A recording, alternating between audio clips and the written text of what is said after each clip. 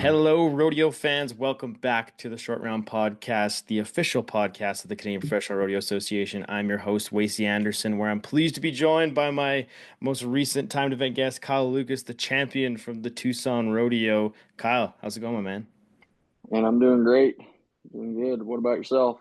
Doing good, man. Seems like spring is trying to spring up here in in Canada. So I'm hoping that second winter stays away, but we're laughing.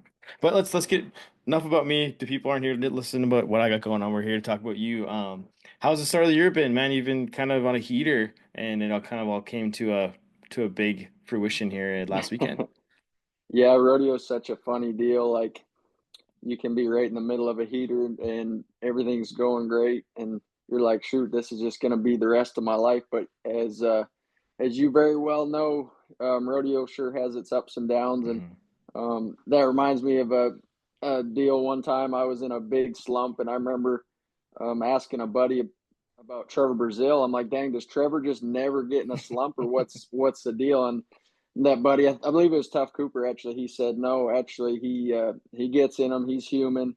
He's just the best at getting out of those slumps. So that's something that I've been trying to work on, and I hope that I don't get in a slump, but it's pretty inevitable. So what are some of the things you've been trying to apply to get out of slumps or avoid slumps, or have you been able to talk to Trevor himself about it?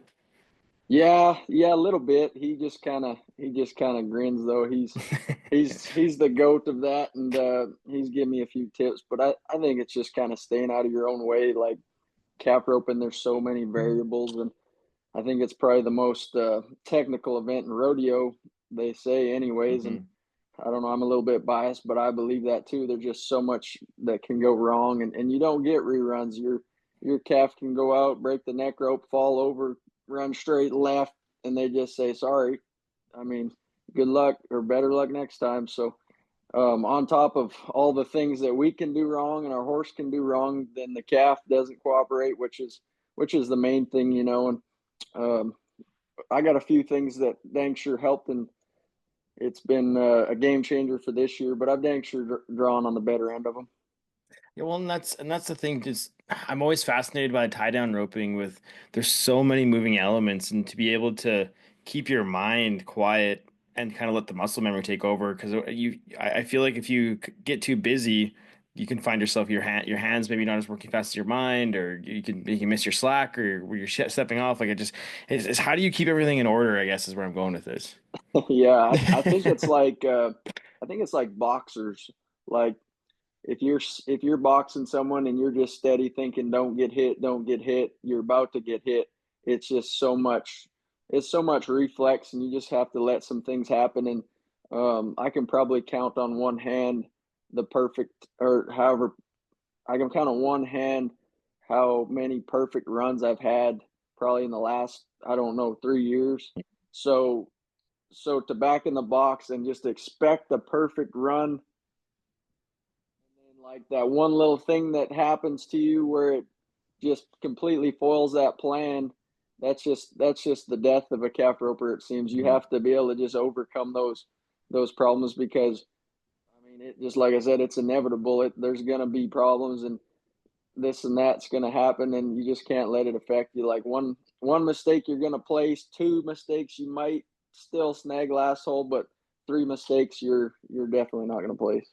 And I think it's like you can correct me if I'm wrong on this, but I feel like rather than expecting the perfect run, it's just like more dealing with the hand you get dealt. Because maybe like a calf may run a little to the left, or maybe run a little slower, or a little faster. Just learning how to deal with that is how you can string together more consistent good runs. Is that'd be a fair Yeah, statement? yeah, and that ties into being a professional, I Hmm. think. Not getting too high, not getting too low. If you have a calf that I believe that you can almost place on every single calf if you do your job. I mean, there's times like at Calgary where you've got to be, 7 or faster, and then a calf kicks you when you did everything right. But for instance, if we're on the topic of Tucson, it's a two head and a short round, so a lot of people are going to draw kickers. But so my first calf was really good, but actually kicked, and I was just having to kind of mash them down and tie them, and Hmm. then I come back on two really good ones and capitalize. So that as an example, you just have to You have to play the cards you dealt. And how are you like dealing with all the different scores and setups and sometimes maybe riding different horses sometimes I kind of where I'm going with this is I text Logan Bird before we hopped on here and just asked him if he could give me any insight, and he mentioned to you how he said that you got to rope all your calves before the bucking shoots in Tucson, and he said that you said you were kind of keeping an eye on that as you were heading down the arena. That's just another thing that's wild to me, that you have the presence of mind to be able to pull that into everything else you got going on. Yeah, I'll actually share kind of a tragic story. One of the most famous horses in Canada is Curtis Cassidy's horse Thick. It was a big bald face, lots of chrome sorrel horse, really cool horse. I rode him at the Canadian finals one year. Mhm. Tucson, I actually, he ended up getting hurt with me there. I placed really good in the first round. Second round, come back with a great calf, I thought, and that calf was a lot stronger and took me way past the buck and shoots where Logan said I had the rope by, and then he ended up getting hurt, and he kind of had trouble bouncing back after that, and it was real tragic and something that I honestly I had in mind roping on Peso because at the end of the day, I mean it's a long year and we have to keep Peso number one and feeling good. So it was funny when after he said that and I hit the barrier just kind of how I wanted. I dang sure wasn't going to be late and let that affect me. And then I ended up reaching a little bit too to try to get him caught a hair sooner. But like Logan said, in my peripheral vision, I had that first buck and shoot in mind. Oh, that's wild. Well, let's talk about Peso for a minute. I had Logan on the podcast last summer, and we had a really good conversation about him. But I want to hear it through your lens. Like, what has he meant to your career and all that everybody else gets to ride him? Like, we saw what he did at the NFR, what you and Logan did in Regina. Like, wherever you go, and if you're riding that horse, your chances to win got to go up exponentially. Yeah, it's hard to say. Like if you say Peso's not good, you're probably a liar because just look at the track record, like Hmm. what you just said in that short amount of time, and then not to count all the money that's won on him before. It's not like this is his first season. He's been to the NFR a few times and he's been to the Canadian finals and won all kinds of rounds and had all kinds of victory laps, Calgary Stampede, you name it. So he's just a super cool horse. I could talk about him all day, and I've got some of my own personal sponsors calling me and say, "Hey, we want to sponsor Peso and Logan." So that just speaks for itself. And the Bird family's been really good to me, and that's their deal. They're dealing with horses. They got probably 20 horses over there, so they know a good one, and then they just kind of let the good ones speak for themselves. They don't really. It's not like they're blowing them up online and calling people saying, "Hey, put this video on your podcast for to show my horse and give me the credit." They let that horse speak for itself, so that's pretty cool. What would you say sets him apart from the rest of the pack? Like what makes him the go-to horse in rodeo these days? I think he's got a few things that help. Um, just I would say really forgiving, as we seen at the NFR last year. That one go round, both Harris boys, Ty and Joel, they won first or third, and then Tough Cooper won second or third on them. Three completely different ropers, three completely different styles. So that to be so versatile that way, and then I would just say he's so fast. He's really Mhm. fast across there. So you add that being easy to score and hit the barrier line with some speed. And with the speed, you usually don't see a really hard stop. So he's got a really hard stop, finishes strong, like he'll start sliding and then finishes on his front end, um, which is is what you need to be Mhm. fast and get that calf popped around and headed back the right direction. So I would say that's probably the top things with him. Yeah, he's something else, man. We're pretty lucky to have him come from Canada. I want to talk about you a little more. Um, Mainly this first part of the season here. You're sitting second in the PRCA World Standings. You got $46,000 won. I was talking to Barb Paulson before we jumped onto this too, and she mentioned it was about 96,000 for 15th in the NFR in 2024. So you're well on your way to having that amount won. You're basically over half. So how vital is it to have this great of a start heading into to what's going to be a busy summer? Yeah, it dang sure helps. Guys are always talking about having a good winter, a good start in these buildings where you're only roping against some guys in sets sometimes where you only have to beat.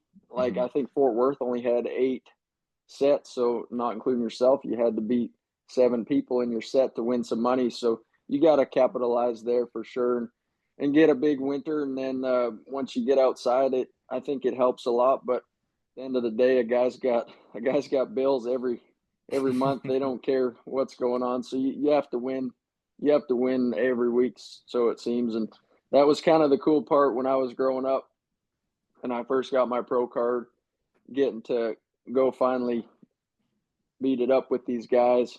And then like I just went to Arizona, and my parents had a place there, so I seen some guys at Tucson or whatever. And then during the good rodeos in Canada, I was blessed enough to have like Trevor Brazil, Cody Ole, the Coopers, of course. Cliff Cooper was roping a bunch back in the day still, and to get to rope with those guys. And then it was just like every rodeo those guys were winning. I just couldn't believe it. Hmm. Like it didn't matter where or when. I was like, holy smokes, this must be what it's like. Or like Timber Moore, who is I believe he is a Canadian turned Texan, but just like seeing those guys everywhere, just winning every time, I thought it was sure cool and inspiring.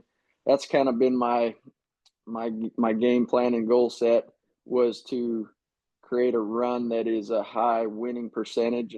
And me and Logan get to talk at the end of the year every year about that, and kind of like, hey, how many calves did you miss this year? Oh, I missed 2 or 3. Oh, I only missed one, but I actually caught him, and I waved it off his head. Like, so it's cool to talk to Logan and compare win percentages as well, because I think him and I were both maybe 50+% on the winning streak. Hmm. So almost every second time we nodded, we won a check, which maybe doesn't sound like that much, but at the end of the year, it shows for sure. So that's pretty cool. I mean, going to 100 plus rodeos, pulling a check 50% of the time ain't half bad. Yeah, especially these big winter rodeos Hmm. like this. I think last year, my biggest check was at Spanish Fork, and I was sicker than a dog. I think I had food poisoning eating some raw cheeseburger, however they cook it down here in the States. I don't know. My stomach wasn't Medium or used to that. medium rare Yeah, cheeseburger. It's crazy. yeah, exactly. But I was sicker than a dog. I had Shane Smith, fellow Canadian calf roper, entered with me, and I had him ponying my horse around, and I was sitting on the bench just trying to keep what little food, if anything, in my stomach down, just sicker than a dog. I ended up placing good and around good in the average, but I think I only won 4,800, maybe not even that much. And then for this year to get 2 checks already more than that, 3 checks already more than that, two rodeos winning over 12,000 at. So that's just been a great start so far, and I hope I can keep it rolling. Yeah, does that take some pressure off as you head into the summer in a sense of like, okay, I'm not far behind? Because you've been in and around making the NFR for the past handful of years now, and been a contender, I would say, in that next generation of calf ropers. But how much does this start help? Yeah, just kind of your mindset heading into the summer. Oh, I think it does. You know, it. I heard an interview Casey Field gave one time. I believe it was either after the American when he won the American, or it was after um, Houston when he won that. But he was talking about having that big of a jump, and not only having the money to be able to rodeo better, but having that cushion to where you can maybe pick and choose a little bit more. You don't have to just hammer it out. And bareback Hmm. riding's different, obviously. I think those guys maybe have 100 rodeo count, and there's only maybe 2 guys that get to that many. And I Hmm. don't I don't blame especially a goat like Casey Field for not getting to as many rodeos. Um, but like, I think our rodeo count's 80 this year, so we'll probably get to 80, but I guess it won't be as crucial, and I could maybe sneak up to Canada for a few weeks, whereas I would maybe have to be in the States going to some bigger tour rodeos to try Hmm. to get bigger checks put together, rather than, just winning 1,500 in Canada a few weekends. So I think it'll go hand in hand, and just my plans really not changed. I kind of had a goal set on what rodeos I wanted to hit throughout the year, and then rodeoing's so funny too. You have to be like, it's ever changing. You have to enter some rodeos that um, for certain times just to Hmm. get the better runs, and if that doesn't work out, which it does, you try to make a different run somewhere else. So it's kind of getting fun though at the stage where I'm at. I I don't really look at the business journal much anymore because everything kind of runs the same as it used to. Hmm. So I can kind of plan my runs and just go on what works out. So it's fun that way.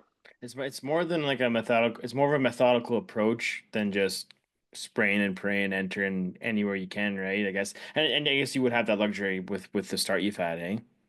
Yeah, exactly. And there has been years like that too.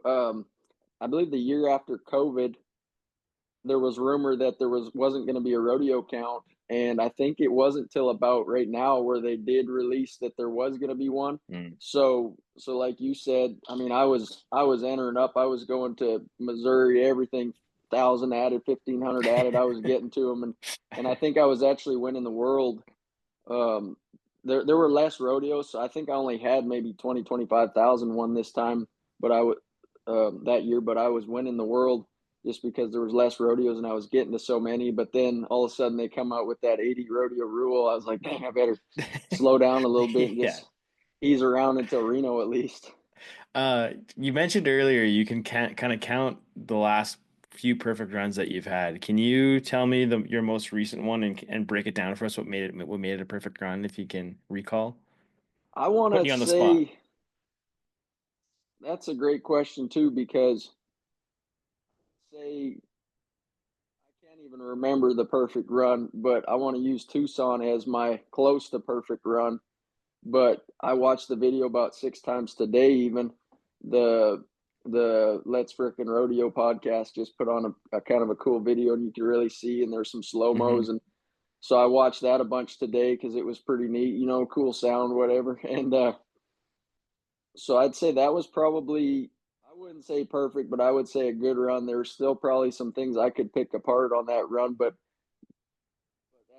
that's with everything. And if you just kind of dwell on all that stuff, you're going to be fighting your head. So take that kind of as a constructive criticism, to get better the next time. But I don't even know. It's probably been a few years since Calgary. That like Calgary Stampede, I feel like I made one of my best runs in the world, and or I've ever made in the world, and I didn't even make the dang wild card. I was just too late, but I run a calf. I think 5 or 6 swings and was 7 flat. Probably my about the only run that can come to my mind that was perfect in the last Hmm. little while. So that just goes to show you with roping, like how, like I said, one mistake you're still probably going to place, two maybe, but three, good luck. It's wild. It's wild, man. Um, I was just thinking about like the talent pool that they have in rodeo nowadays in Canada and the US. Like you, like take the Ponoka short round or any day in Ponoka, you can go like you'd be entered Shad Mayfield, Ty Harris, Haven Medjed, Bo Cooper, like the Smith Yeah, boys. You name it. Like that, you have to be so consistent and so solid. And like you say, you can make a 7 second run that would win on most rodeos, but then you got those big dogs coming after you. Like it's never safe. yeah. I think Ryan Jarrett and Shane Hanchy were both a 6. I don't think they made as good a run as I did. They didn't make any mistakes, but they just hit the barrier better. So I made one mistake, Hmm. and there I go again. Criticizing myself about my best run that I feel like I've ever made. I was late, so there was a mistake that cost me. So that's just cap roping. But like you said, there's so many ropers right now, and I feel like back in the day, I would say like the Fred Cody days. Hmm. I'm not gonna discredit those guys because I know even with their exact style they had today, they were still just as, if not more dominant today. But I feel like there's maybe more good ropers. Hmm. Like I feel like there's guys that are constantly 15th or say 16th to 25th in the world every year, just kind of out of it, that maybe back days would have made the finals pretty near every year. So it's absolutely nothing towards those guys. And even if the competition was stiffer, I know Cody and Fred, they would all step it up even more than Hmm. they had to. So it's not a matter of that, but I think there is more, and I don't know if there's more of the parents that wanted to do it and couldn't and got the job, and now they're just setting their kids up so good. You just see Hmm. that anymore, and it's crazy to see that.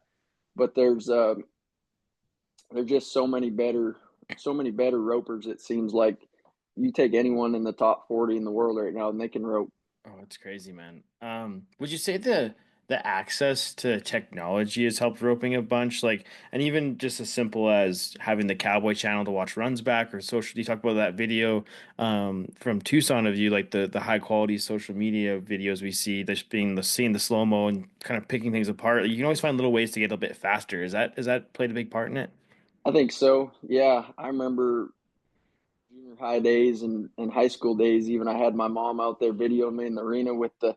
Mhm. I mean, it was a pretty big camera, and then you'd have to go plug it into your TV and wait for it, and it was all blurry and try to pick your run apart. Now we just have it all on our in our phone, and then you text buddy, hey, I drew your calf. Can you send me the video? And like I've been showing my dad some of the stuff even that we're able to do online, like in our online login, which is completely different. Now we can not only obviously enter rodeos, look at the trades list, pay for our fees, but they have all the timed event draws. So, and it's updated super fast. As soon as I knew what I drew at Tucson, I was able to go on my online login and see the record on my calf. Oh, Oh calf wow. 38. This guy ran him this round. This guy ran him the second round. This guy had him on the rerun. So, and I showed my dad that, and he couldn't really believe it. You know, back in their day, they had to pull over. They had their their bag phone in their truck Yeah. and tried to get service on that, or they had to pull over to enter. And I don't even think you could trade back then. It was just if you didn't get upright, just I mean, sorry, you had to turn out. So Mhm. so we I think it definitely the technology nowadays has helped, and maybe that has a factor into the competition getting tougher. You touched on your dad there. I want to ask you about him, and he's obviously a legend of the sport on both sides of the border. What has it meant to you to obviously follow in his footsteps and carry on the Lucas legacy? Oh, it's been awesome, and I think that's one of the coolest parts is flying into Tucson to get to ride Peso and have my dad and my mom pick me up at the airport and go to the Yeah. rodeo and have them in the stands. And I think, well, I don't think I know that not only my mom but my dad's more nervous than I am to rope there. And I've felt it the same way. Like with my sister roping and my fiance roping, and even just having someone else, or like it's just like hunting too. Like if you're a hunting guide, you're like just as excited for the hunter that you're guiding. So it all kind of ties in, and it's been super cool to have my dad there. And um, I'm just surprised I got him away from the golf course. He's a big time golfer now. He gave my sister his last horse, his last project that he worked on, and he hasn't even thought about swinging a rope since. Like I think he roped the dummy over here the other day with me a little bit, but I think uh, I think that's probably the first time he picked up a rope in I don't know maybe 4 years, and Dang. just snapped it on the dummy. I Yeah, was he videoing still him. has it, He hey? wasn't watching. Oh yeah, he was sticking it on the dummy just like he hadn't ever stepped away. So what are some of the things that he taught you along the way, whether when you were growing up watching him or when you started rodeo and he was kind of passing his knowledge to you? Like how has he helped you become the champion you are today? Well, I think I mean, this is one of my goals too. I want to be like still good enough shape to where when my kid is starting to rope, I can still be doing it so he can watch me. And it's nothing really about me. It's just for it's I just thought it was the coolest thing. I believe 2006 was my dad's last Canadian finals. So to get to go to him with him to the rodeos, and I didn't know that much, but I was trying to coach him, just from what I was seeing. And I think there was an article at Strathmore in 2006. I think my dad won it that year, and the article I just read it the other day. It was something about how my dad was saying he drew a good calf, this and that, and then he said Kyle said that all the guys that are being really fast are holding their slack and spinning the calves around, keeping them on their feet. And then I don't remember this, but apparently I told him that he needed to hold his slack, and he did, and he won the rodeo. So that was nothing on me, but it was just a cool experience to Yeah. get to go with my dad to those rodeos. And he's such a winner too. Like he never really practiced that much. Mark Nugent told me a story about right before the Canadian finals. He My dad went over to his indoor arena. He might have missed one. He might have fell down on the second one. Third one, he made a great run, and he said, "Yeah, all right, we're good to go." Went to the Canadian finals, won it. Like that's just Dang. that's just the way he is, and I feel like I got that a little bit, but not as much. I don't know. He was just so mentally strong and confident, and he had a wild style back in the day. But if you compared his style to today's, like you would say, you know,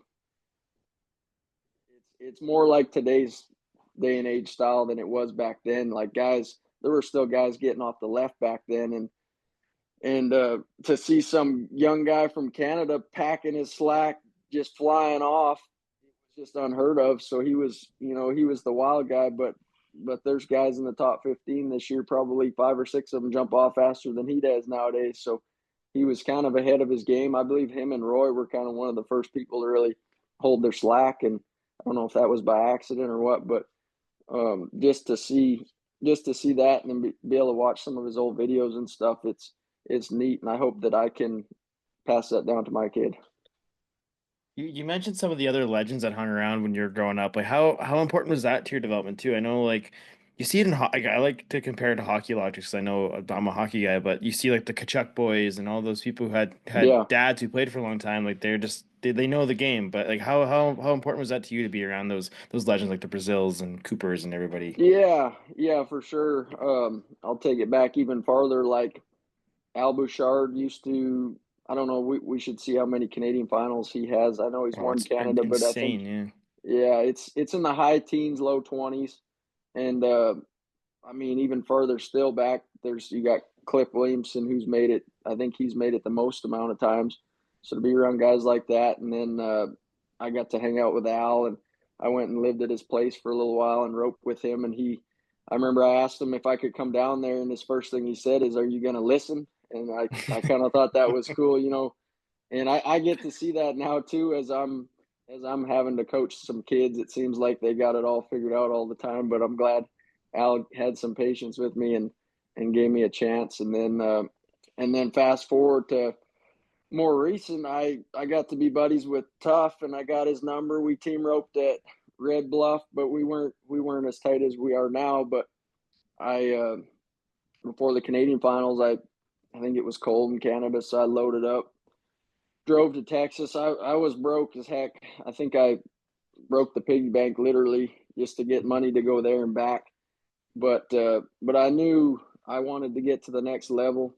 Didn't really have any game plans yet on where I was going to go, but I called Tough and said, "Hey, let me come hang out with you for a little while. Let's lift some weights. Let's rope." And he wasn't living down there at they call it the Cooper compound. Him and Trevor and Roy, they all have places together. Cliff, so it's super cool there. And he said, "Yeah, shoot, I don't really have a good setup here where I'm at." I believe he was living in Weatherford at the time. But he said, "Here's Roy's number and his address. Just go to Roy's." And they got a covered arena and stuff. And I get down there, and it was just awesome. I think Tough was practicing for the finals already. He was practicing for the NFR already, getting tuned up. This is back when the Canadian finals is in November. So we were getting close to the finals, and it was just next level. And in a good way, I never felt so small in my life. Like it was just such an eye opener on professionalism and like real athletes. And we can touch on that too. Like Hmm. those guys are so good for a reason. Like we were flanking and tying a calf tied to the chute, and just back to back, just had I was gassed. I didn't know that this was possible, and Tough's just working out on him, and Trevor's poking me, and I'm trying to lean on the chute just to kind of catch my breath, and they're not letting me lean on the chute. They're pushing me up like, "No, you're up, go." Like I said, I felt so small in the roping world, but it was such an inspiration to Hmm. know, to like to see that's where I got to be, and it was something to work towards. And I don't know if everyone would have taken that the right way or not, but I know they were doing it for me.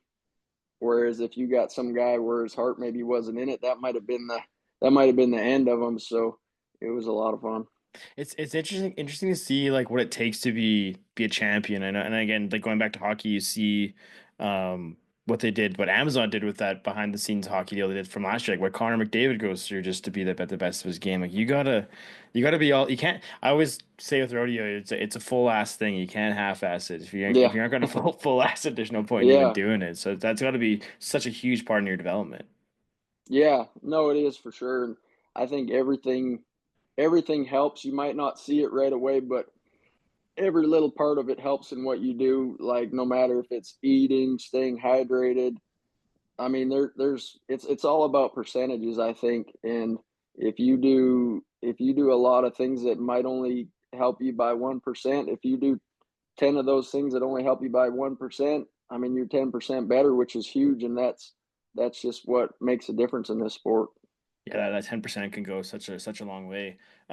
So you got your first taste of kind of the what it takes to be the champion. I guess more so with the Cooper at being at the Cooper compound, but how have you integrated with like you said you talk about working out, going to the gym and nutrition. Like how important has that become to your like daily routine or just keeping fit on the road? Oh, it's very important. More important than I know, and it's more important than I'm making it. Like I mean, even after rodeo, it's just so important. We gotta stay fit. We only have one body, and it's funny how much stuff that we feed our body that we wouldn't feed our dog. You got to keep that in mind. If you Mhm. won't feed it to your dog, why are you feeding it to yourself? And so I think it's real crucial, and I feel like I'm only 5% on the journey of that. I haven't even really stepped into it. And I read a book here recently. It was Strand Smith's new book. It's I think it's called The Colonel and the Cowboy, and Mhm. it was a great read, easy read. I think I read it in 3 sittings and just really enjoyed it. And he talked about having to get a he got a personal trainer. Like Strand was probably one of the most talented calf ropers going. Um, Athlete, looked after himself, but was having a lot of injuries. And I don't know if it was his style. Like he's really not wild, but he was putting his body out there every He's a time to big where guy too, like that. he's honestly not that big. They said when he won the world, so I think he's 6'2" or 6'3", but when he Okay. won the world, he was 173 pounds, which Oh, is okay. Mm. surprising. Like Yeah. that's not very big for someone who's that tall, you know. But I guess the camera adds 10 pounds, they say. But yeah, it was a really good read, and he honed in that one year and got a personal trainer. I believe the same personal trainer that Jennifer Lopez even had. So like he was pretty renowned, and they had to fly him and Jennifer had to fly to Miami and get a trainer and stuff. So you know, there's two ways to go about it for sure, and I think that there are calf ropers that are winning gold buckles and will win gold buckles that aren't that like what you would consider an athlete. Like they can go rope a calf and win a gold buckle, but to the extent that's about it, which is not really what I want to do. I kind of want to, you know, I want to play with my grandkids. I want to play hockey and basketball with my grandkids and go hunting in the mountains and hike with them and stuff. So it's something that I don't probably put enough work behind and need to more, but it's dang sure on my mind. It's good perspective to have because I feel like, and I mean, this is what like being a high performing athlete and being a winner, you have to be focused on your craft and willing to work at it. But thinking about life after and the big picture, it's hard to do when you're in the moment. But how have you been able to kind of see that? Is that the people you've been surrounded by, or you did like kind of Yeah, pick that up on your own?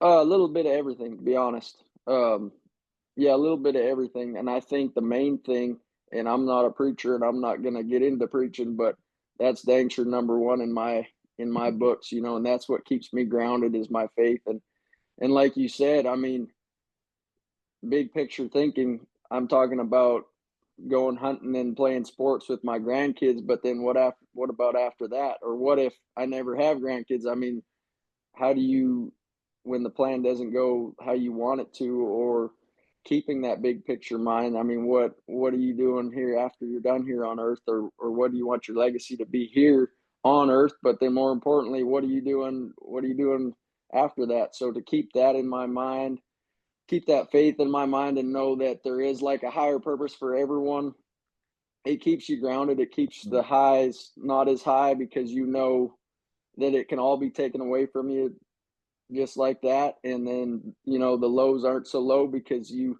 know where you're going after. Yeah, no, amen to that, man. That makes a lot of sense.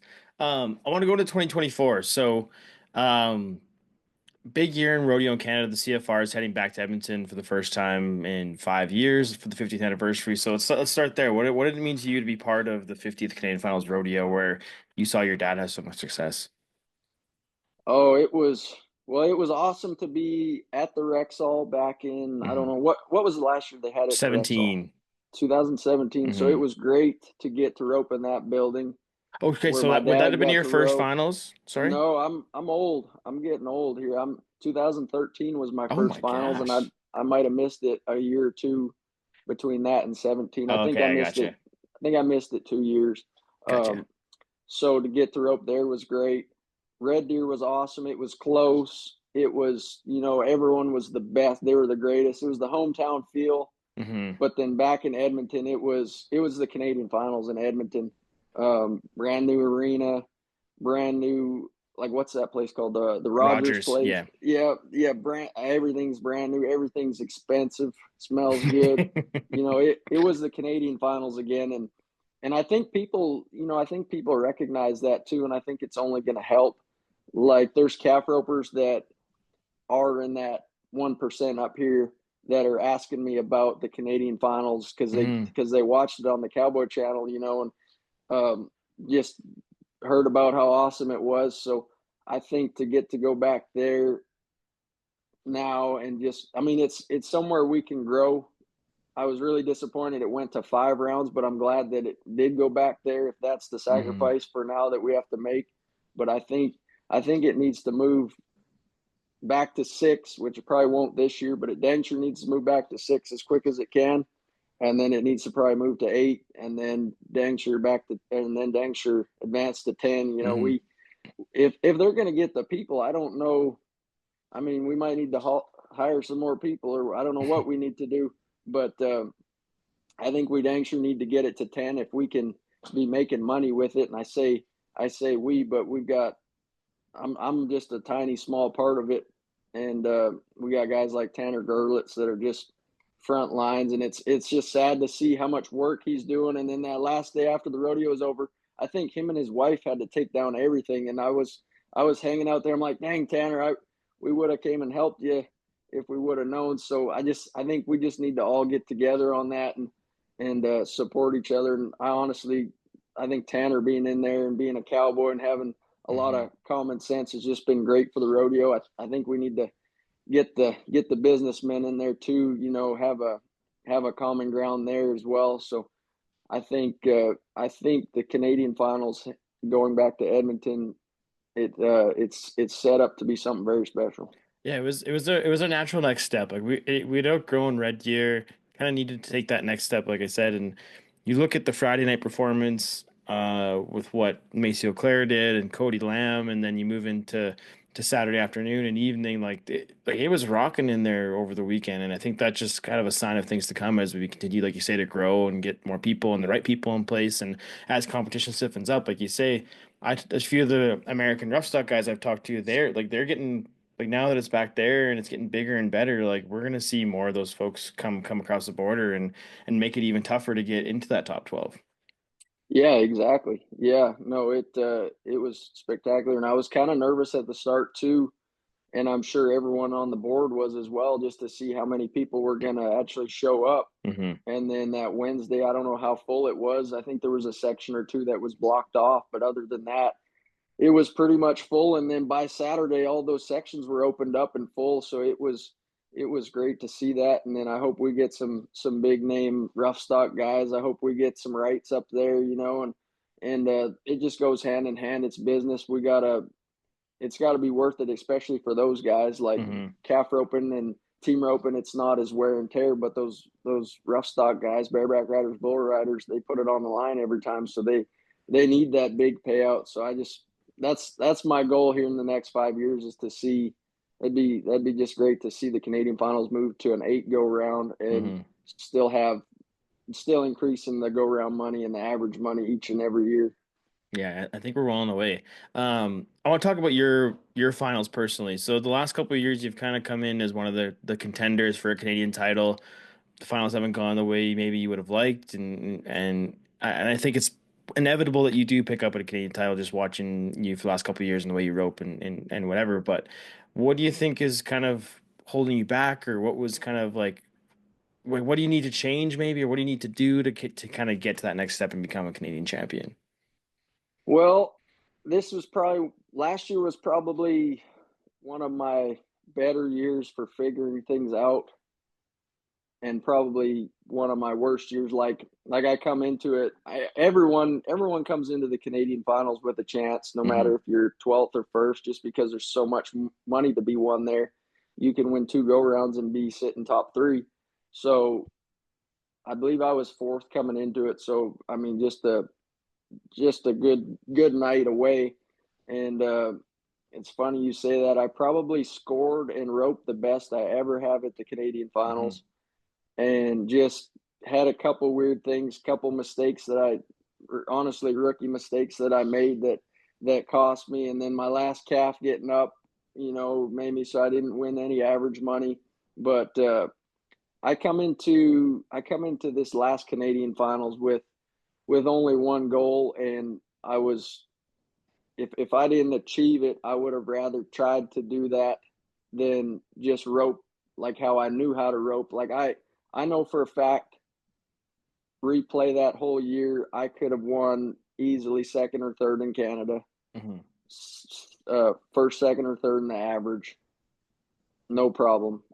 Because my scoring was perfect, my roping was perfect, and then I was just exposing myself a little bit too much on the ground, which led to some mistakes. But they were mistakes that I made trying to beat some guys to put myself in a better position to win Canada. Hmm. Tying back to your question, I tried to rope last year to win Canada, not just to rope good and place good in the average, get my Calgary spot, this and that. I roped to, and it sounds funny because I had such a bad finals and I'm talking so high of it, but I last year I roped just to try to win Canada. Hmm. I was sick of hearing three-time reserve champion. So that being said, I think I learned a lot of things, and I think if honestly only two things go my way, I'm dang sure at least second in Canada. I had two calves flanked to be Oh, there's a short. couple you're fast, man. Yeah, yeah, there were two paint calves. It looked like the same calf. I had them both probably strung to be long six, short seven at the longest. And but that being said, that I don't quote me on this, but I think it was Saturday morning, is Friday night or Saturday morning. Haven Medjid was a 6'9", I believe. Yeah, it's 6'8" in round four. I have it open here in front of Yep, me. Yeah, yeah. So yep. it's So 6'8" in round four. So backing in there, I had looked at the standings and I had looked at the money. And right after Haven did that, I knew I had to at least tie him just to hmm. have a chance. So so backing in there, knowing I have to be 6'8" and expose myself a little more. Like I said, my scoring and my roping was perfect. I feel like I had that calf strung to be right there somewhere. I don't know. I'm Even my dad says it. I don't want to brag on myself, but I'm kind of delusionally fast. I think because I'm so long, Hmm. everyone thinks that I'm longer than I am, and then they announce my time, which is a blessing of its own. Like I said, I'm not trying to brag, but it's just been that's been the case for me. So to say that I could have tied him or beat him that round wasn't out of the question. But just got. I mean, calf roping is so funny. You can do 99 things right and the one thing wrong just makes it go for heck. I don't know. You said you got it open in front of me. I think I ended up being eight something in that round, Yeah, didn't I? you were 8'6". So I was 8'6", tried to put a wrap and a hui on, dropped everything, had to pretty much start again tying, was 8'6". So it wasn't out of the question I was gonna be right there. Yeah, And yeah. then coming into that second round, or sorry, the final round, I believe I had about the same. the same go and did pretty near the same thing, had to retie him, and then my dang calf got up. I had a no time. Hmm. What did win the fifth round? 7-6 Strand Dunham. Strand Dunham. Yeah. So that being said, I don't mess up there. I win that round by 3/4 of a second. So it's such a fine tuned game, and I Hmm. hope that I kind of told that story correct on, and people can see like just honestly, besides those two things, I almost broke the best I ever have there. But because of those two things, those two little things, it ended up being not even that good of a finals. I don't even know what I was, eighth or ninth or something Yeah, you ended up. overall. But Yeah, yeah, not, I didn't get a spot to Calgary, so I wasn't top five, which is yeah. probably one of the three main goals of being at the CFR. Yeah, and it's just one of those things, man. It's a game of inches, and I think what we talked about early on, just there's so many things going on that you, because I mean, like in the rough stock or whatever, like you can stub your toe a little bit and maybe get away with something, or to have a bull jump back under you, or a horse jump back under you, or something like that. But with you and what you're doing, like you miss, yeah, you miss a hui, or you miss your slack, or you wave it off one. Like there's so many little things that there's it's hard to come back from it when everything's happening so fast. Yeah, and you said it's a game of inches, and I feel like it used to be inches. Now it's pretty near millimeters. And Yeah, it's true. talking rough stock, I've chatted with Tim O'Connell on it a few times, and I've seen him win world titles, and I've seen him be disappointed for winning second. You know that second is a hard, it's a hard position to be in, and um, we've chatted about that a little bit, and pretty much exactly like what we just talked about. It's like one of his main things that he told me is just each and every day just get a hair better, even if it is a millimeter better. Yeah, those millimeters mean a lot, like you say, when it gets down to it, and how fast guys are these days. Before I let you go here, Kyle, I'd be remiss if we didn't talk about your sister Katie. She's been a huge mentor and friend to me, and she's been a great leader in the rodeo industry and representative of Canada. What has it meant to have her kind of in and around your rodeo journey and be able to share some of this with her? Yeah, it's super cool, honestly, to be that close and to be at the level that we're trying to get. Like, I think, ever since I can remember what a goal was as my childhood, my parents talking about goals and what we want to be. Her goal has always been to do the interviews at the NFR.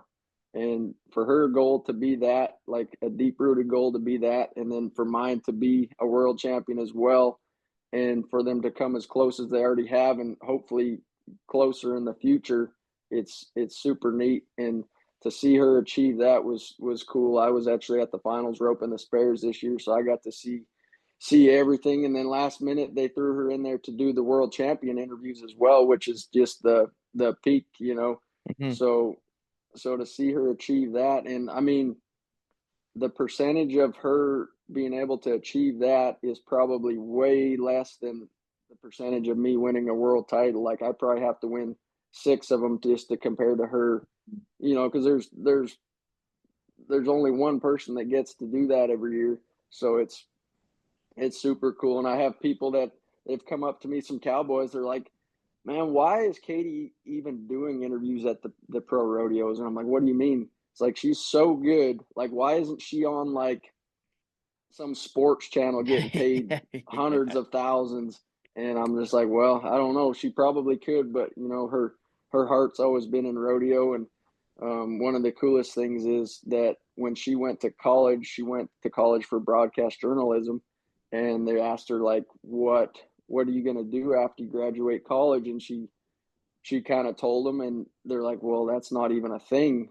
Like, I don't think Flow Sports was even on Hmm. Hmm. online yet. So when Flow Sports come into Flow Rodeo was kind of her start. And when she went to college to do what she wanted to do, that wasn't even started yet. So then to get transitioned into something and how it's grown today, It's it's been wild. neat to see that. Yeah, and I know she's having this kid, and but she can't wait to get back to it. It's her passion. But right now focusing on being a mom, and I know she's going to be a good one of those too. Yeah, for sure, man. She'll knock it out of the park. And it's like I said, we're lucky to have her as representative. And like you say, she opened a lot of doors for a lot of people, and you see how many more folks are involved in it nowadays, and the demand for it. Like it's obviously grown the media side of it, but she was kind of the one who showed us all the way. So like I said, I'd be remiss if I didn't give her a little shout out. She was actually my very first guest in this podcast when I started it Oh, about a cool. year ago. So it's kind of a full circle moment for us here. But Yeah, yeah, super cool. that's all I got for you, Kyle. It's been fun sitting down having a chat, and we'll have to do it again sometime when we can catch you in person and we can shoot it a little bit more. But yeah, thanks for taking the time today. Yeah, let's definitely do that. I love in person podcasts like we chatted about off camera. It's a little more personable, and we can share a Tim Hortons coffee. I can't wait to get back to the land of better coffee and proper proper cooked cheeseburgers. So let's dang sure both of us get after it and have something cool to talk about when we do it next time. Sounds good, brother. Okay, well, good luck the rest of the way, and we'll catch you down there this summer. Thank you. You too. All right. Well, this has been episode 32 of the short round.